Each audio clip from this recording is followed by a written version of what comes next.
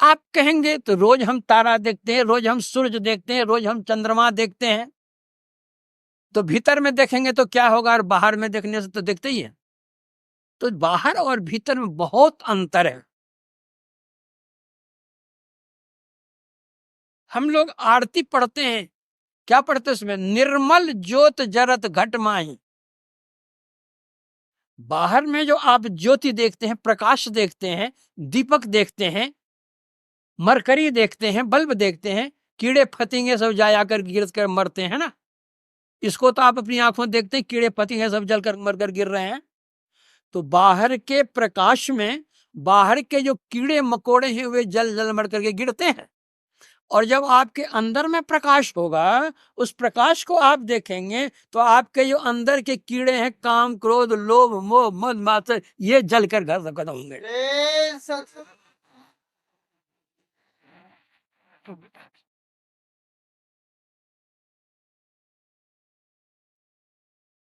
उपनिषद में लिखा है, मैत्रेय उपनिषद में, हृदयाकाशे चिदादित्य सदा भासति भासति नास्तमेति न चोदेति कथम संध्यामुपास्महे। एक ब्राह्मण देवता थे, वे अन्य ब्राह्मणों की तरह पूजा पाठ नहीं करते थे, वो बैठ करके ध्यान ही करते थे। तो उनकी पत्नी जब जाती थी अड़ोसिन पड़ोसिन से भेंट करने, सखी सहेली से, उसके साथ अड़ोसिन पड़ोसिन कहती तुम्हारा पति ब्राह्मण नहीं, वो तो शूद्र है। हम लोगों के पति देखो समय पर पूजा पाठ गायत्री जप तप पूजा अक्षत ये सब करते हैं, तुम्हारे पति तो कुछ करते नहीं, चुपचाप बैठे रहते हैं। तो वो आकर अपने पति से कहती कि पड़ोसिन हमारी सखी सहेली इस तरह कहती हैं, आप कुछ करते नहीं है, अभी पूजा पाठ कुछ कीजिए। तो मुस्कुरा देते बेचारे, कुछ बोलते नहीं। लेकिन बारंबार बारंबार कई बार जो उनकी पत्नी ने कहा, तो उसने कहा देवी तू नहीं जानती है मैं क्या करता हूं। अरे संध्या किसको कहते हैं, संधि शब्द से संध्या शब्द बना है। वैदिक धर्म में त्रिकाल संध्या है, इस्लाम धर्म में पंचवक्ती नमाज अदा करते हैं वे लोग। तो त्रिकाल संध्या क्या है, संधि से संध्या, रात का अंत होता है और दिन का आरंभ होता है, वह संधि काल एक संध्या है। दिन का अंत होता है, रात का आरंभ होता है, वह एक दूसरी संध्या है।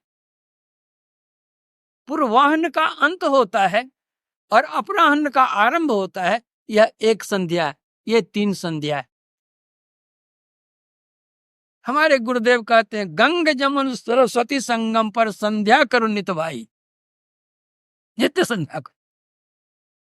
तो हम ध्यान में बैठते हैं तो सूर्य उगा ही रहता है, न कभी डूबता है न कभी उगता है, बराबर रहता है, तो हम क्या संध्या करेंगे।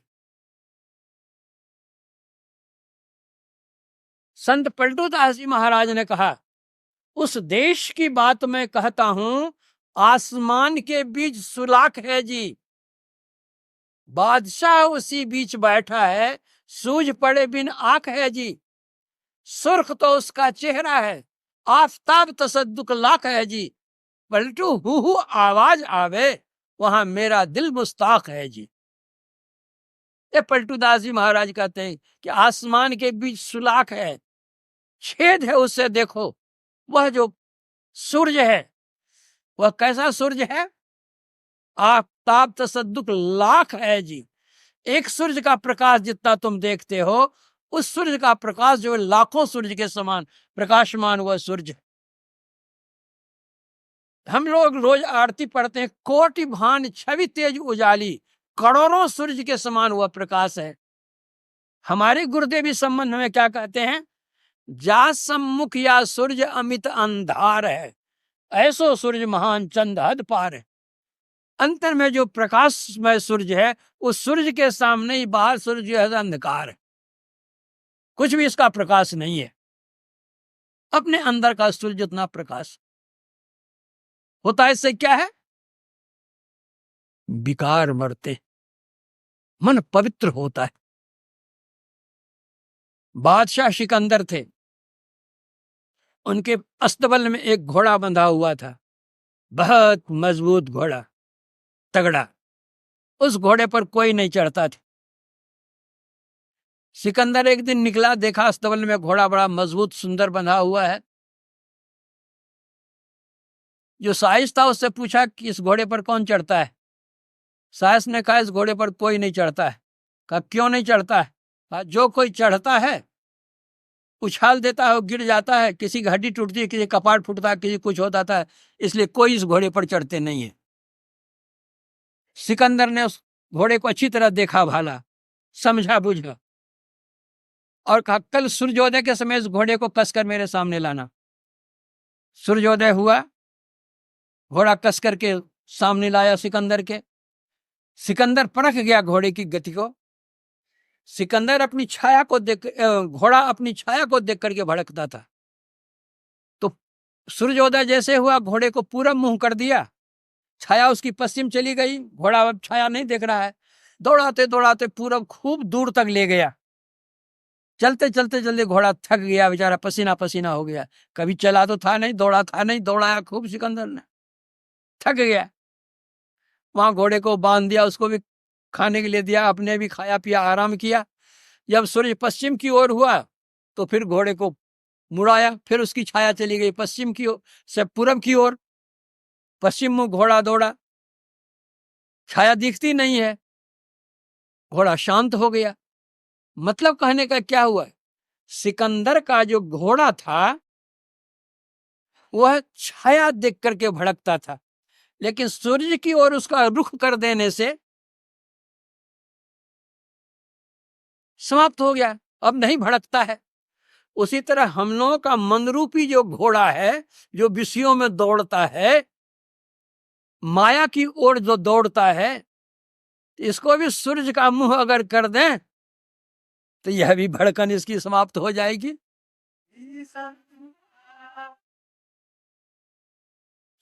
सिकंदर का घोड़ा तो छाया देख करके भड़कता था, और हम लोगों का मन घोड़ा माया देख करके भड़कता है। इसलिए अपने अंदर के सूर्य की चर्चा रामचरितमानस के उत्तरकांड में आया है। उसके सभी विकार दूर हो जाते हैं, तीनों लोक उसको सूझने लगता है, बैठता है कहीं और देखता है कहीं। वो तो इस तरह स्थूल आवरण को पार कर वो सूक्ष्म में प्रवेश करता है, और सूक्ष्म में प्रकाश के साथ नादानुभूति भी होती है। जिस तरह कोई मंडप सजा हुआ हो विविध प्रकार के फूलों, प्रकाशों, विविध रंगों से, जो बाहर के देखने वाले देखने के लिए जाते हैं, मंडप की सजावट को वे देखते हैं। उसी मंडप पर जब नृत्य गान होने लग जाता है, तब जो वहां का दृश्य है वह गौण पड़ जाता है, और नृत्य गान में उसका मन लग जाता है। उसी तरह साधक जो अपने अंदर में प्रवेश करते हैं, पहले विविध प्रकार के प्रकाशों को देख करके उसमें मुग्ध हो जाते हैं, लेकिन वहां जब ध्वनि होने लगती है, पांचों नौबत बाजती हो 36 राग। अरे आदमी जो बजाता है, आदमी जो गाता है, उसी को सुनकर तुम्हारा मन लुभ जाता है, सुनने में मन उसी लग जाता है। जो आदमी का बनाया हुआ बाजा है और जो आदमी का गला है, उस गले की आवाज और बाजे गाजे की आवाज सुनकर के हम मुग्ध हो जाते हैं। लेकिन जो भगवान का स्वयं बनाया हुआ बाजा है और भगवान के गले की आवाज है, वह कैसी आवाज होगी, तब हमारा मन कैसा लगेगा। तो यह प्रकाश गौण पड़ जाता है, शब्द की प्रमुखता होती है, और वहां शब्द भी पहले विविध प्रकार के होते हैं। हमारे गुरुदेव कहते हैं, बजती हैं 5 नौबतें, सुनी एक एक को, प्रति एक पे चढ़ जाए के निज ना खोजना। 5 नौबतें बजती हैं अपने अंदर में। स्थूल सूक्ष्म की संधि है, सूक्ष्म कारण की संधि है, कारण महाकारण की संधि है, महाकारण से केवल की संधि है, केवल परमात्मा की संधि है। ये 5 नौबतें। स्थूल से हम सूक्ष्म में प्रवेश करते हैं, वहां जो नाद हम पकड़ते हैं, स्थूल जगत पार हो जाता है। स्थूल शरीर पार करने का मतलब स्थूल से सूक्ष्म में चले गए, स्थूल जगत पार हो गया, स्थूल शरीर पार हो गया। प्रकाश में चले गए, सूक्ष्म शरीर पार कर गए, सूक्ष्म संसार पार गए। कारण शब्द को पकड़ते हुए चलते हैं, वह कारण संसार को पार करते हैं अनाथ ध्वनियों को सुनते हुए। फिर ये कारण शरीर जो हमारा, उसको पार करते हैं। फिर जब सार शब्द पढ़ते हैं, जो जड़ात्मक आवरण हैं वे सारे आवरण झड़ जाते हैं। चैतन्य अवस्था में अपने स्वरूप का ज्ञान हो जाता है, वो केवल अवस्था में पहुंच जाते हैं। हम अपने स्वरूप का ज्ञान होता है, फिर परमात्मा के स्वरूप का ज्ञान होता है। जब तक अपने स्वरूप का ज्ञान नहीं होगा, परमात्मा के स्वरूप का ज्ञान नहीं होगा। जानते हैं कि हम हैं, लेकिन हम कौन है इसका ज्ञान प्रत्यक्ष नहीं होता। आमी आमी कोड़ी बुझते न पारी, के आमी আমাতে আছে কি রতন। কোন শক্তি বলে বেড়াই চলে, কারে ভাবে ভাবে হয় দেহ অচেতন।